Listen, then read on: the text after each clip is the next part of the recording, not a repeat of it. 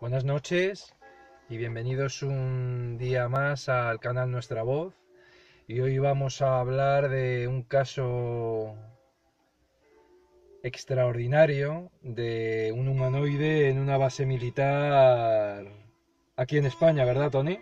Sí, así es. En la base militar, la base aérea de Talavera la Real, en la provincia de Badajoz. Pues es una población prácticamente limítrofe con la capital provincial y es precisamente también hace las funciones del aeropuerto de Badajoz. Sí.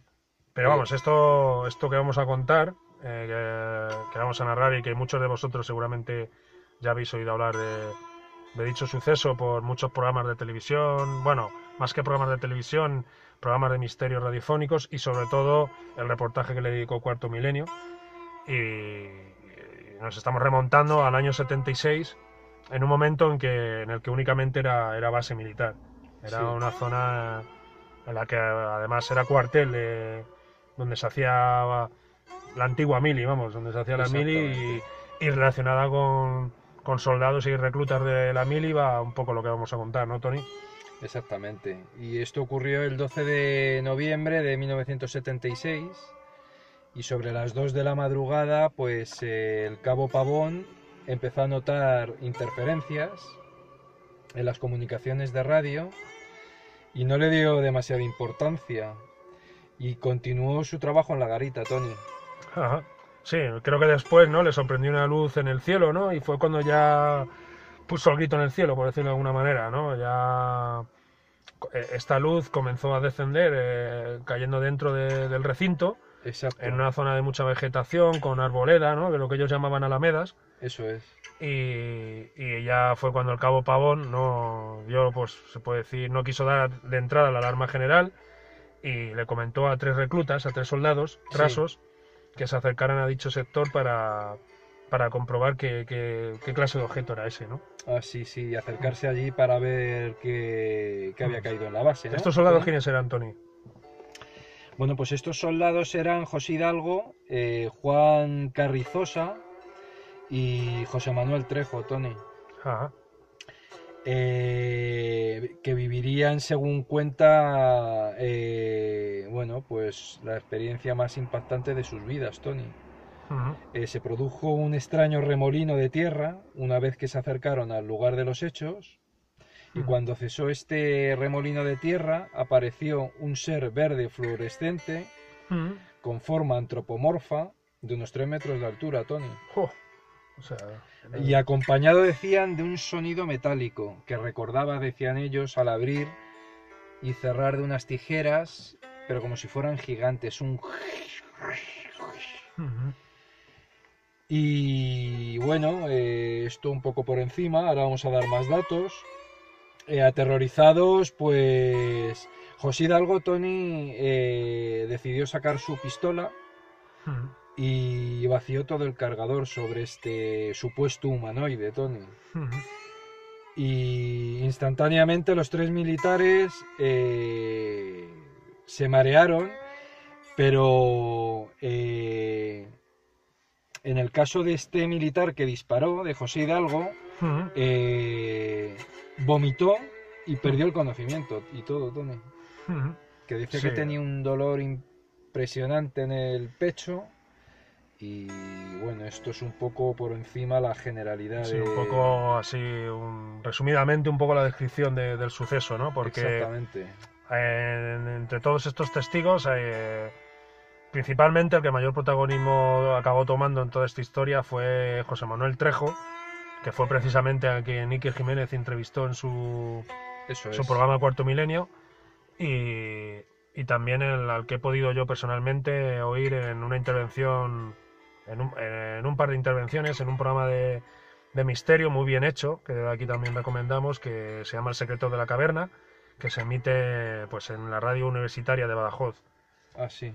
Claro, este hombre, la mayoría de estos chicos eran de los pueblos de alrededor en aquel entonces, cuando estaban haciendo la mili, en el año 76,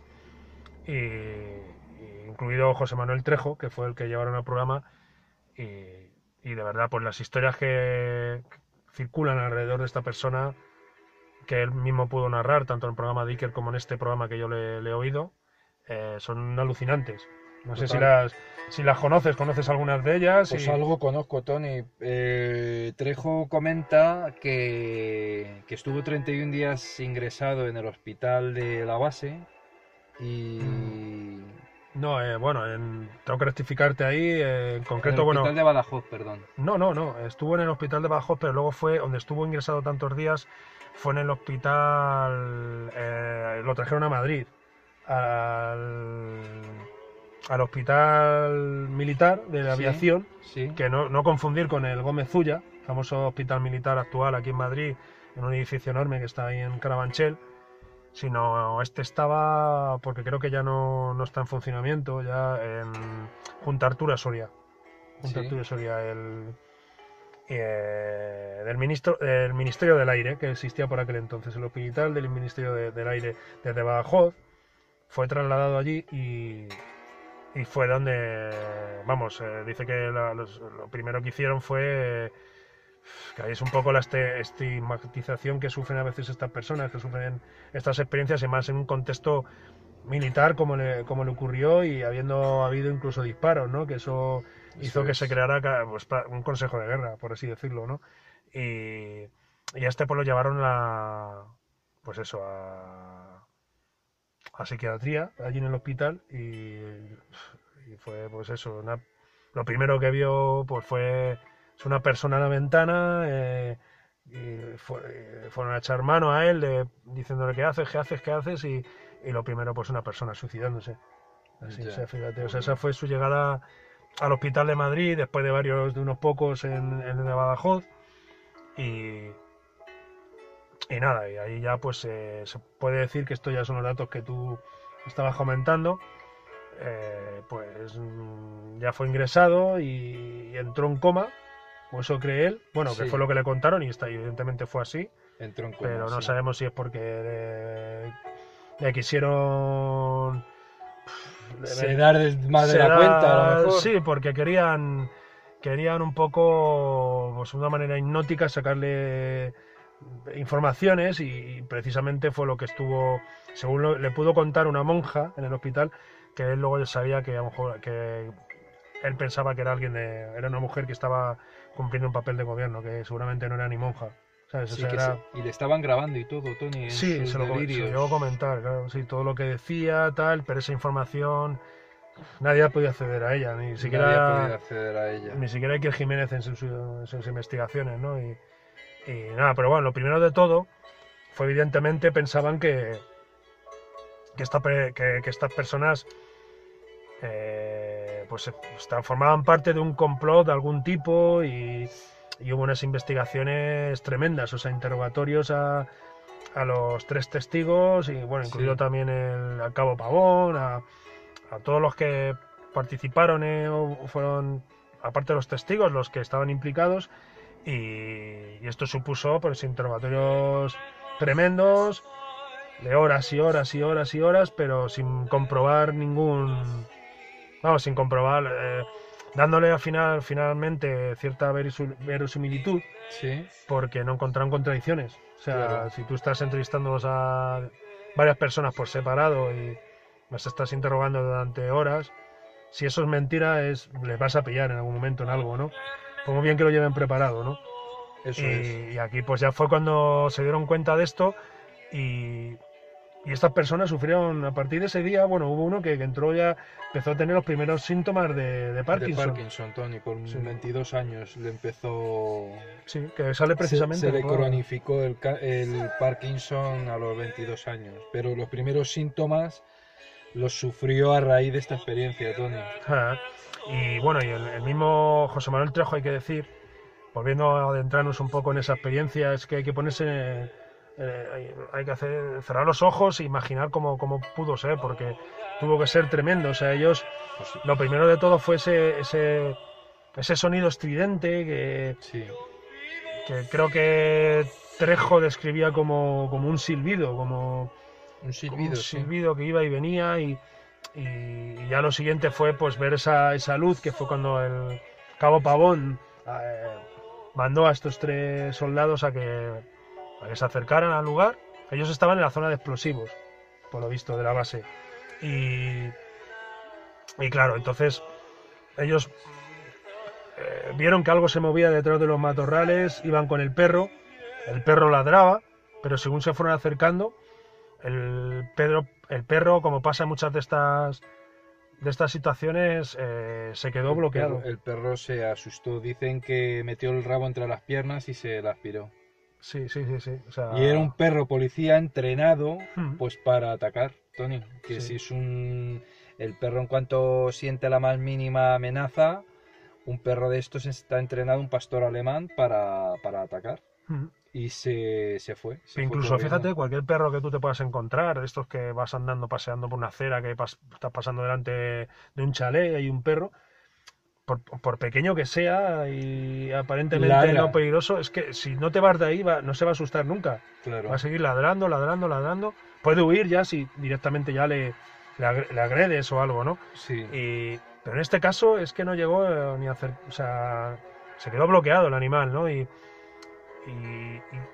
Trejo, por lo visto, iba con la intención, evidentemente iban muertos de miedo, apuntando y él ya como que él de una manera instintiva, con gran inteligencia, comprobó que lo que estaban viendo era algo muy superior a ellos. Muy superior a ellos. Sí. Entonces, evidentemente no...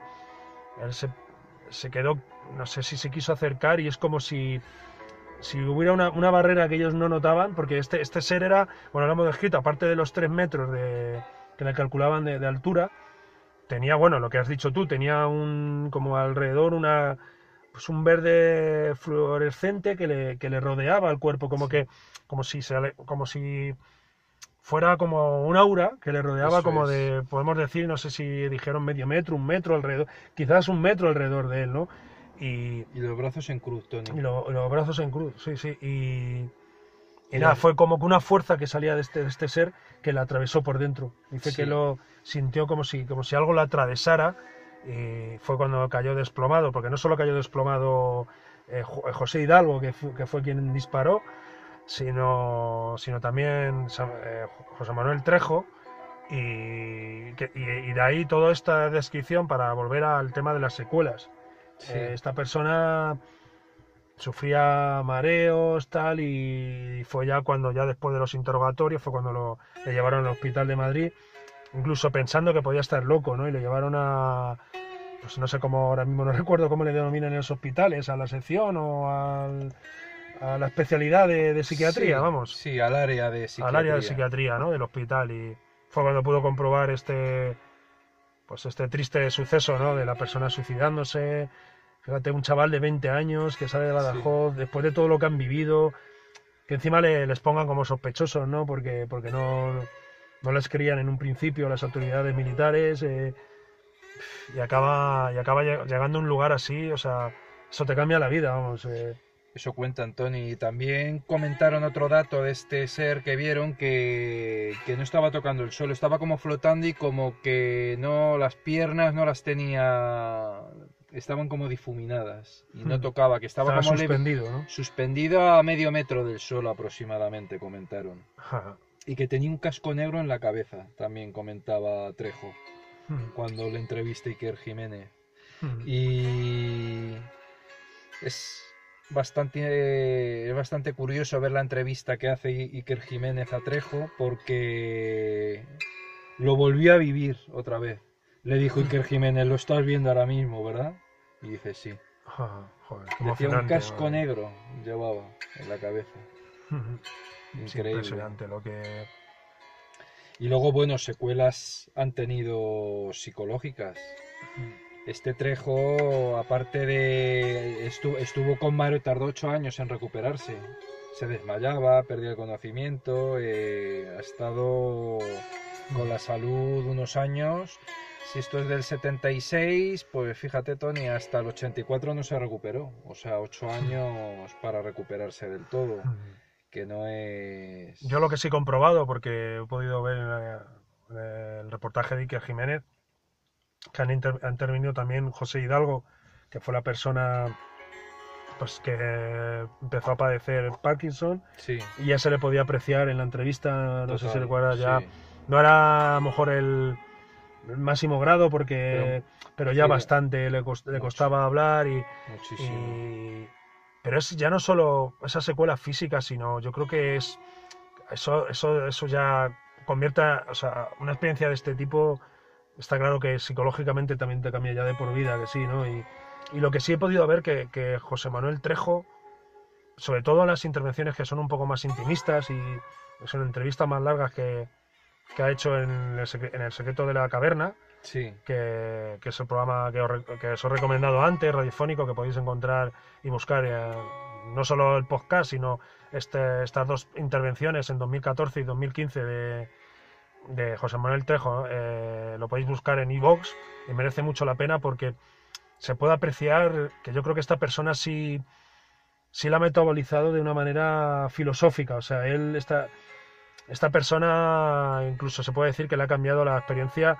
a pesar de lo cruda que fue en un principio, no solo por el miedo que tuvieron que pasar y la impresión, sino por todo lo que vino después, la experiencia que pasó en el Hospital del Ministerio del Aire de Madrid, los interrogatorios, el tomarles por locos, sí.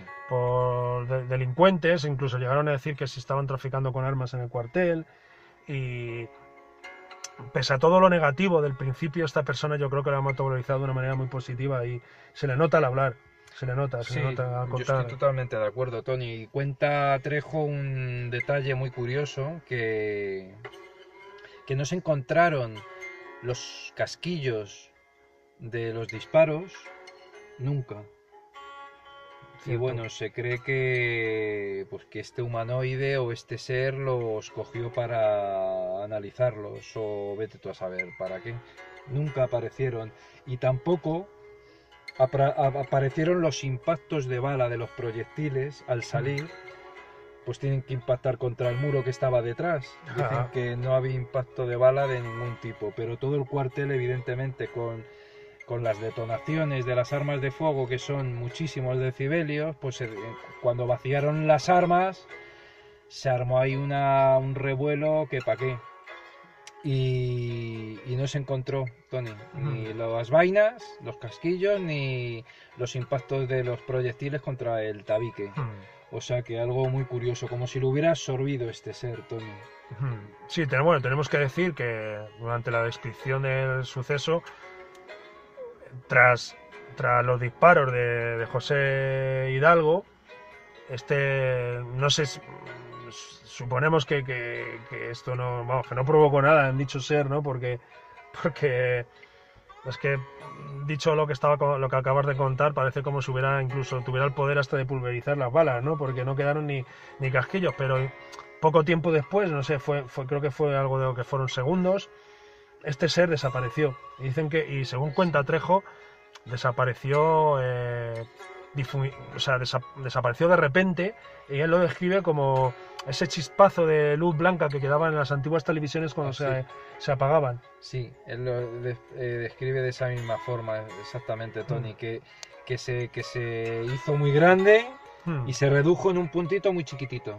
Y le recordó a eso, a cómo se apagaban los televisores de tubo, Sí, de los años 70 que hemos 80, tenido todos. Sí, al principio, sí. Así que... no sé, vamos... Bueno, hay que dar más detalles. Él cuenta, por ejemplo, por ejemplo, en el programa de Iker no lo cuenta, pero a mí hay un detalle que me interesa mucho, que sí cuenta en El Secreto de la Caverna, que es que él incluso ha llegado a interpretar, está claro que esto es una visión muy subjetiva, pero ha llegado a interpretar su caída al suelo y ese atravesarle algo como si le estuviera salvando, como si le hubiera salvado la vida con respecto a los disparos de sus propios compañeros. Que incluso, sobre todo Trejo, que es el que estaba más adelantado, incluso soy yo decir, que supongo que sería pues quizás a Juan Carrizosa, que era el tercer compañero, tras los disparos de José Hidalgo, se lo oyó decir, lo has matado. Sí. ¿sabes? Sí, O sea, eso cuenta. y el Trejo entiende como que él no detectaba maldad en ese ser, o sea, era como, no sé, yo creo que todos, ya no solo el ser humano, yo creo que todos los animales, o la mayoría, supongo, tenemos un instinto, bueno, la mayoría no, yo creo que todos, tenemos un instinto de saber lo que es peligroso o no. Luego te puedes equivocar, evidentemente, pero algo hay ahí que hueles el peligro en una situación extrema, ¿no? Sí, Es la propia evolución de la vida, ¿no? La propia supervivencia, y es un instinto innato, y él en ningún momento, pese a esto que estamos contando, del miedo que sí sintió José Hidalgo para vaciar el cargador que llevaba del CEME, los clásicos Segme. CECME, sí, perdón, los clásicos Sí, fusiles fusiles que del había. ejército español, ¿no? Sí, eso es. En él no fue lo contrario. En él dice que ese primer pensamiento de decir esto es superior a nosotros, y decir esto no vale para nada el día que yo dispare y tal, se convirtió en algo como que incluso él ha interpretado que ese ser le salvó la vida. O sea, Sí. Estos chicos tenían entre 18 y 20 años cuando vivieron esta experiencia y entonces, y haciendo la mili, bueno, muy expertos tiradores no serían. Entonces sí es posible que le salvara la vida eso de caerse al suelo y el compañero liarse a tiros. Porque luego hay otra anécdota que cuenta Trejo a Iker Jiménez, Tony, que allí en la base estaba justo saliendo en coche un representante de calzado militar que sí, recibió cierto. que le dejaron el coche como un colador, Tony. Y no le dieron a él de milagro. El impacto de bala más cercano, dicen que entre el acelerador y el embrague había un impacto de bala, Madre mía, o sea, pero sin tocarle el cuerpo. por O lo sea, visto hubo un mando militar que perdió la cabeza, ¿no? Y oyeron los disparos, claro, sí, pues imagínate, pusieron en marcha todo el protocolo pues eso, de intervención, ¿no? En sí, situaciones de este tipo, ante ataques y tal, y creo que hicieron, incluso que hizo salir a los soldados a la parte exterior de la base aérea, que está pegado a lo que es la antigua carretera de Madrid-Lisboa, porque ahora la A5, que sería la actual ya autovía de Extremadura, la conocida desde aquí en Madrid, por lo menos se la conoce como toda la carretera de Extremadura de toda la sí, vida, pues no pasa ya por ahí, pasa un poquito más retirado, pero lo que es la nacional, lo que sigue siendo la carretera de doble sentido, pasaba pegado a la valla de la base, y fue sí, donde hizo salir allí y dar el alto a los coches que ocurrían, que creo recordar, o sea, daban el alto. Este señor, el comercial de zapatos, se ve que no lo oyó, no se dio cuenta y no paró. Y fue cuando empezaron a dispararle, o sea, cuando abrieron fuego contra él, o sea, imaginaos la locura que llegó a crear un suceso de ese tipo, ¿no? sí, Que demostró también un poco lo desorganizado que podía a lo mejor llegar a estar ese cuartel, ¿no? Porque, no sé, sí, claro, ellos saben claro, ellos entiendo que detectarían que algo humano había entrado, evidentemente, y había escapado, pero vamos, no sé, ponerse de esa manera a parar a todos los coches me parece un poco. un poco exagerado, Sí, pero sí, bueno, sí, fue la forma que tuvo este hombre de actuar, y afortunadamente esta persona, como bien dices, no perdió su vida, ¿no? La persona a la que abrieron fuego, ¿no? sí, pero el Claro. teniente coronel Tony falleció un mes después de este acontecimiento en un accidente aéreo. Hay hechos curiosos, ¿no? Alrededor Sí, de esto, muy ¿no? curiosos y bueno, también hay varias historias alrededor de esta historia, de que había una pareja cercana al tabique de perimetral del cuartel y también hay una historia con respecto a ellos. Una pareja ¿de qué? Una pareja de enamorados, de Sí, una que es, pareja, en esa misma noche te refieres, esa o sea. misma noche, sí, Ah, que bueno, esto lo cuentan en otra, pero ya es muy, hmm, hay mucho dato aquí. sí. También hay otra historia con un comisario de policía. Hay que recordar que en esta época, Tony, estábamos en plena transición de la Hmm, dictadura de Franco a la democracia Bueno, y estaba medio en alerta por posibles atentados de ETA, atentados de ultraderecha, de todo tipo, ¿no? de Que todo estaba tipo. la cosa revuelta. Entonces dijo Sí, este había una teniente, psicosis ahí, ¿no? había Que una psicosis esto, total. cualquier cosa que ocurriera, que además algo así, un suceso paranormal de este tipo, trastocaba las cabezas, ¿no? De Total. la forma de actuar de la gente, ¿no? Este teniente coronel que le tocó esa noche, cuenta Trejo que falleció un mes después de esta historia. Pero dijo días atrás que quien vuelva a hablar de bichos verdes le meto en el calabozo. Sí, sí, sí, parece... Sí, es como pues una serie de hechos que seguramente a lo mejor muchos de ellos no tengan nada que ver, evidentemente, pero que crean más leyenda todavía alrededor de un suceso de este tipo, que sí. Sí, Yo tengo también una cosa que contar, que precisamente lo cuentan en la intervención de Trejo en El secreto de la caverna del año pasado, en la segunda, la de sí, 2015, que esa misma noche un conocido de Trejo, que ha conocido después, se le llegó a confesar que siendo él menor, yendo con su padre era guardia civil, y se fue con el padre mientras, pues no sé, esto ya no lo recuerdo, si el padre iba a trabajar y le llevó en el coche de la guardia civil o que sí, se fue con su padre y mientras, porque los guardias civiles ya se sabe que siempre van en pareja, ¿no?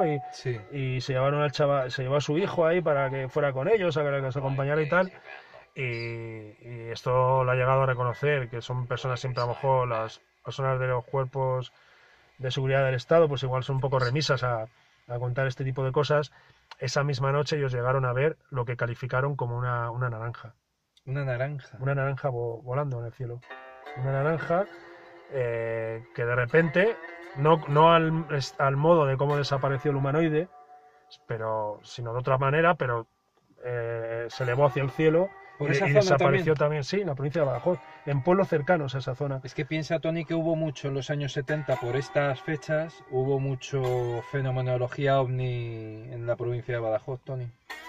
Yo creo, bueno, yo pienso cuando se dice que, por ejemplo, que ha habido un pico de, de avistamientos ovni para acá, para allá, evidentemente, en un mundo que está todo la información tan globalizada, ¿no? Ya con que no hay fronteras en el sentido con esté más o menos manipulado o no, o más o menos controlado o no, a través de internet, o sea, entonces la gente que se interesa por estos fenómenos accede a más información quizás porque es todo más instantáneo, ¿no? O sea, alguien Sí, graba algo extraño y lo pone esa misma noche en YouTube, ¿no? Y lo pueden ver la gente inmediatamente, ¿no?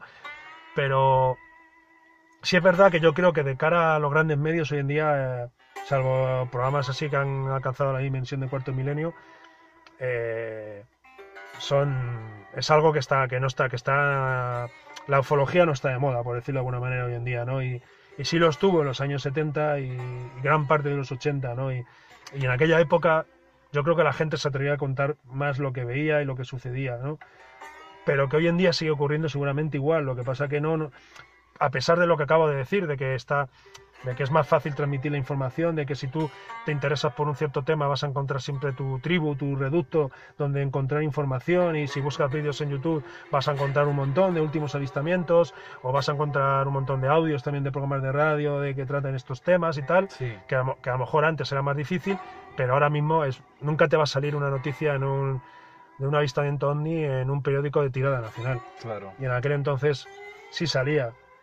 Incluso en los telediarios a veces abrían con estas noticias, ¿no? Entonces, yo creo que la gente estaba más dispuesta a contarlo todo, ¿no? Y a pesar de esto, pues siempre se tenían ciertas reticencias y este señor, por lo visto, no, el padre de Guardia Civil y tal, no lo contaba, pero el hijo ya creció y evidentemente llegó a conocer a Trejo. Y le contó a Trejo, le quiso contar lo que había hecho esa naranja voladora, que quiero también dejar aquí mi anotación y decir que en cierto modo se parece a lo que nosotros vimos. Sí, O puede sea, ser una luminaria. una luminaria, pero ya el mismo color. Además, el mismo color, forma redondeada, que nuestro era un poco más ovalada. Y esa misma noche, entonces Trejo contaba que lo interpretaba como que era, pues, que podía ser el mismo objeto volador. Sí. que había llegado, no hablaron de horas, o yo por lo menos no lo recuerdo, de que si la naranja, la supuesta naranja voladora, como la calificó pues este señor, el hijo del Guardia Civil, fuera antes o fue antes o después del suceso Ya. de la base, ¿no? Pero Trejo decía que, dice, seguramente estamos hablando del mismo objeto. O sea, Sí. es alucinante todo lo que envuelve a Tú lo fíjate que rodea la historia de estas. que ha sido fue desclasificado este caso de Talavera la Real, y el propio Iker Jiménez fue a donde estaban todos los documentos de este caso. Sí, Al ser desclasificado ya no es secreto militar. Y estuvo, y por lo visto hay bastante, el ejército guarda mucho archivo de alto secreto militar de experiencias OVNI. O sea que algo hay ahí, Tony, algo hay yo lo que ahí. no entiendo, bueno, sí lo entiendo, ¿no? Los poderes, de verdad, los que manejan el mundo están en la sombra y a las personas no nos van a mostrar nunca todos sus secretos, evidentemente, ¿no? Y muchos lo justifican diciendo que evidentemente por seguridad no se puede contar todo, pero yo no sé, no entiendo que, no sé, es que por eso surgen tantas especulaciones sobre el tipo de que los poderosos en el mundo, incluso como como si yo no creo en eso porque se lleva diciendo mucho tiempo, como si nos estuvieran preparando para mostrarnos algún contacto con seres de otros mundos con los que ellos ya tienen contacto, pero que el resto de la Ya, gente, salvo experiencias puntuales, no, no tenemos acceso a esa información, sí, ¿no? Entonces, yo entiendo que surjan esas especulaciones. Yo creo que si ellos tuvieran intención de hacérnoslo saber, si es que de verdad saben eso, pues igual ya lo hubieran hecho. O sea, no ya, estarían esperando, pero no sé, es muy...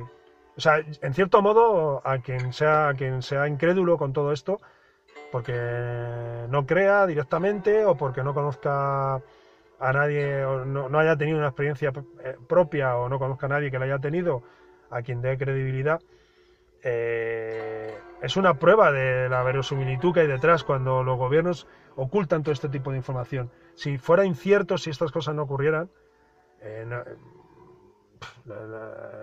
nos explicarían porque nos ya. explicarían que es una mentira directamente. Sí, Sin embargo, ocultan y ocultan.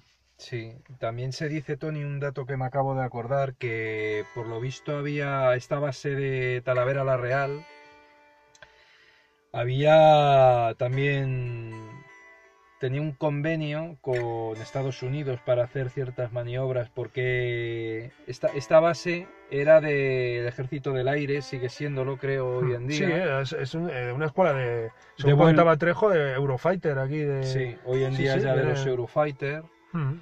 Y, o sea, de adiestramiento, por decirlo de alguna manera, de adiestramiento para pilotos. Mm. Y fueron entrevistados por norteamericanos una vez ocurrida la experiencia. Y no sé, yo pienso también que puede ser... Sí, vamos que... Pueden estar detrás de este fenómeno a lo mejor los Estados Unidos, ¿no?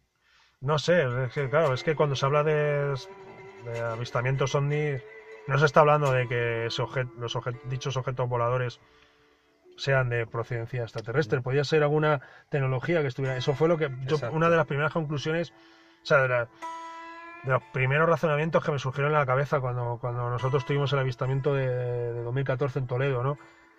Pero sí es verdad que no sé, o es un robot o es algo que se ha creado el ser humano, que haya pues un ser vivo, por decirlo de alguna manera, que mida 3 metros.